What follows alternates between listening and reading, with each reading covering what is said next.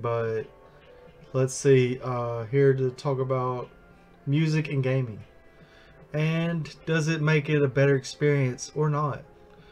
Let's see. But yeah, anyway. But yeah, I would say music stays with you longer than the game itself. And it's like, is the game going to be good without the music? I just don't think so. Because there's a lasting effect with good music. And if it doesn't have that, you know, like, it's just a little worse. Like, anyway. But yeah, I'm just saying music can always make it better. But like, a good fun game to play doesn't necessarily change it. Alright. But yeah, and I'm going over 4 examples. And my first one was Brutal Legend, as music is the part of the game itself and the design of the game.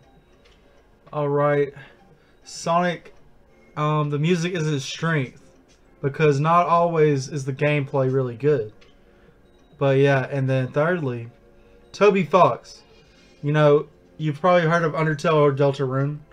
But yeah, because like, he does composing and he does game design. But like, and like, he's really working with Nintendo right now, which I'm really getting into, because that's really an interesting story, you know? Just interesting. And then Kingdom Hearts. Some of the best music that I have going over right now, I would say. And it has really good crossover appeal, even being played on the radio. Alright. We're getting right into Brutal Legend. Brutal Legend, created by Tim Schafer, it was inspired by his own musical experiences. With the main character Eddie Riggs brought to life with Jack Black providing the voice and character model. You know, like, the whole look of the game was inspired by artwork of heavy metal album covers.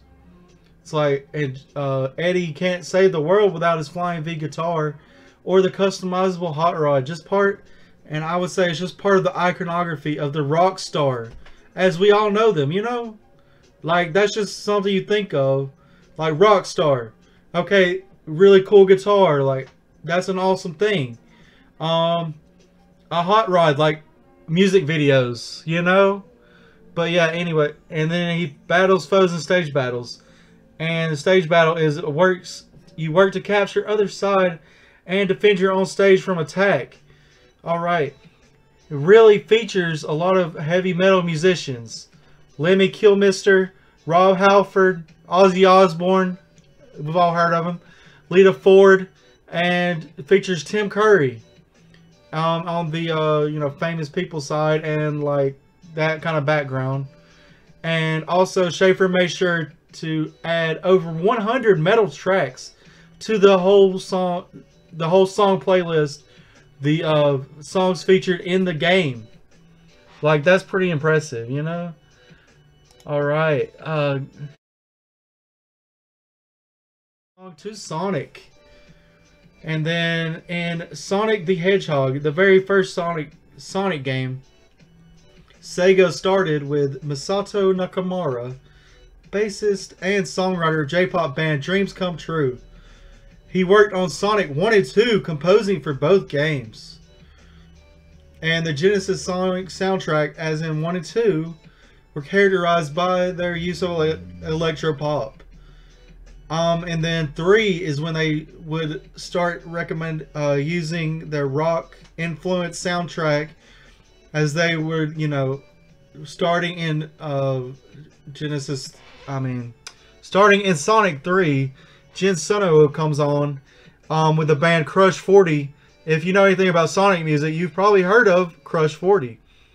And then it's notable that his collaborator was the vocalist Johnny Gioli, and they would focus on the funk and rock aspects of the music.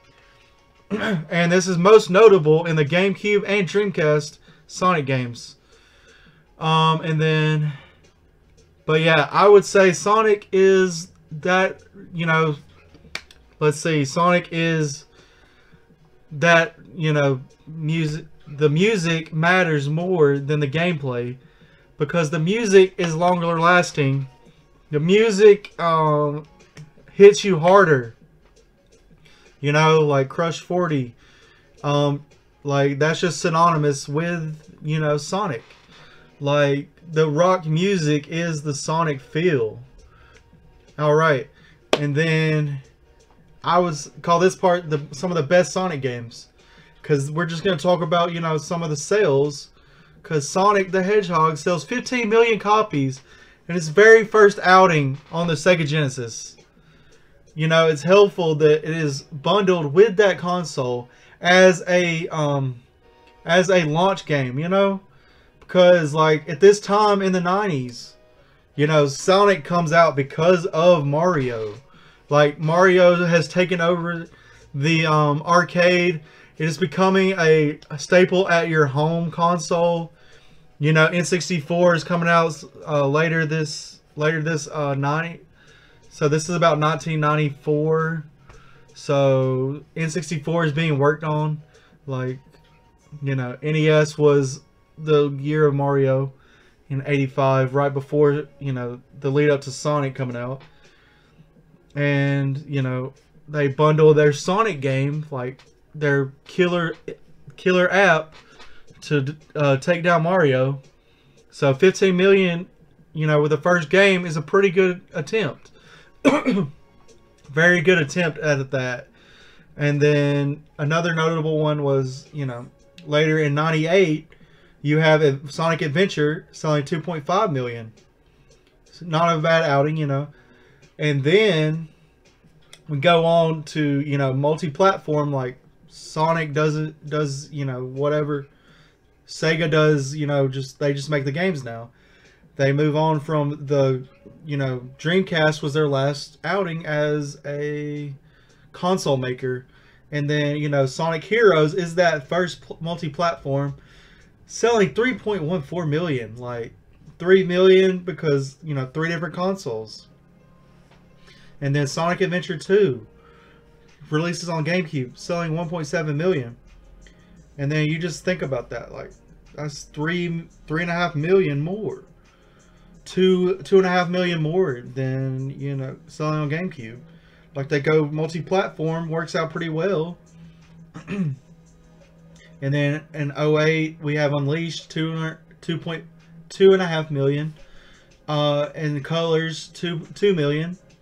Like we're still doing pretty good from, you know, 08 to, because we restarted in 06, go to 08, 10, we're still selling 2 million. Like we were down before that, but, you know, everything is good in the 2000s, because Sonic makes a comeback. And then, you know, it's going to be 10 years later in 2018 with Mania coming back, you know, making a resurgence, the lead up to the movie. And then we got a million, like a good outing. You know, we've had better Sonic games, but like the music is still, you know, what you think about. Like it is what it is. But yeah, focusing more on the Sonic game, we have Tomoya Ohtani, you know, starting in the reboot 2006, the Sonic the Hedgehog game. As I said, you know, is the reboot in 2006 when that game comes out. And then Tomoya is the composer for this game and a lot going forward as he works on Unleashed, Sonic Colors, Sonic Lost World, Sonic Runners, and Sonic Forces. Let's see, and, you know, Forces, and then Unleashed and Sonic Colors, the one we talked about earlier. Pretty high performing. Like the man makes the music for those games. And probably, you know, he's the leader. The music is the lead up, you know, to the renewal of the brand. Like, because in between, you know, like I said, the years between 2010 and 2018, not a very notable game out of that, you know. Sonic Forces is pretty well, but nothing really performs like on the level of Colors and Unleashed. And then we found an interview with Ohtani himself, and then he would say he always attempts in these games to express through music the greatest features each game has. with, he goes to say, diverse and energetic score of Sonic Unleashed and a more science fiction style score of Sonic Colors. So he really attempts to go into, like, what is this game about? What makes it special? What's going to keep you coming back to the game? Like, this is what we're talking about. The music is the big part of this series. Like, Sonic and music is very synonymous. Like, it just happens to like that, We have some big artists on the, Sonic and Sega got to work with the Sonic games. We have Richard Jacques, Hideki Naganuma, pretty big names. I'm not sure what they did, but like, in my research, these names show up. And then, something even better, like Sonic Mania is composed by T. Lopez. T. Lopez. They get their start releasing unofficial remixes of Sonic tracks on YouTube and going to, contributing to Team Sonic Racing. Like, it's pretty crazy, they find the guy working on Sonic tracks on his YouTube, and then he later works on Sonic Mania. Like, that's pretty cool. We got Hoobastank lead singer Doug Robb, who performed the main theme of Sonic Forces. And then in watching some videos, like, there's been many talk about, Michael Jackson had some links to Sonic 3. And, from what we were saying, it's like maybe they weren't able to capture the sound he hoped for, because Genesis is, a limited console, and he expected more from it.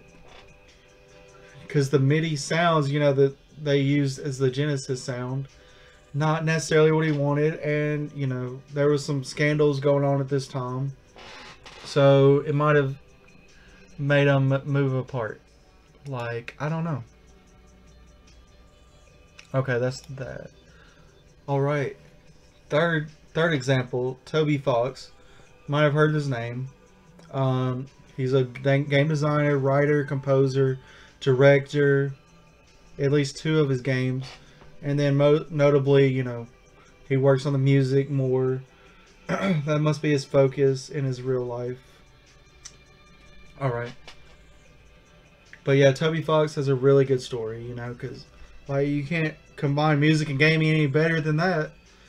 He literally makes, Undertale and Deltarune, because he does everything in the game: writing, composing, directing, designing, all the monsters, programming the game.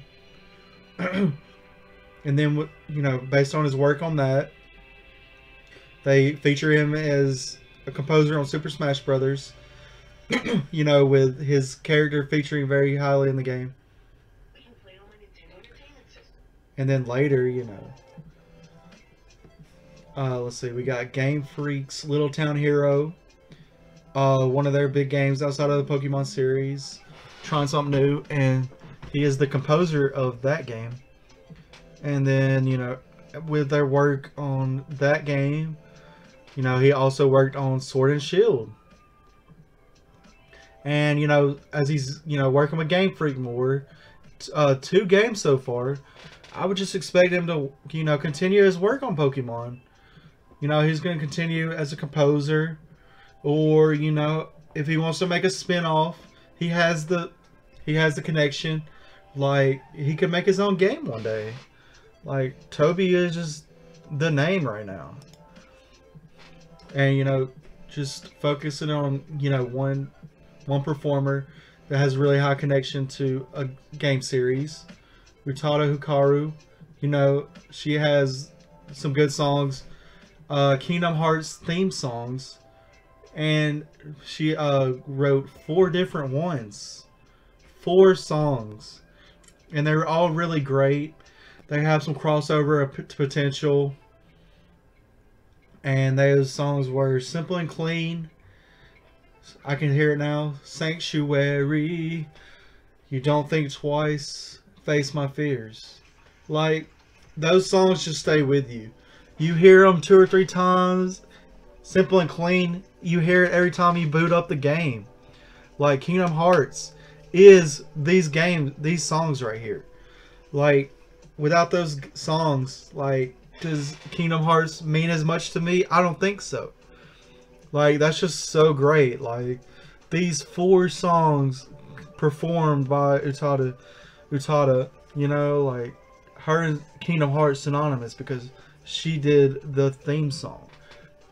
Like you can't get better than that. Like if that doesn't prove, you know, that music and gaming are very, you know, together, I don't know what will. But yeah, thanks for watching and please subscribe. And that's all for me to get today, guys. Happy Wednesday and keep it shady.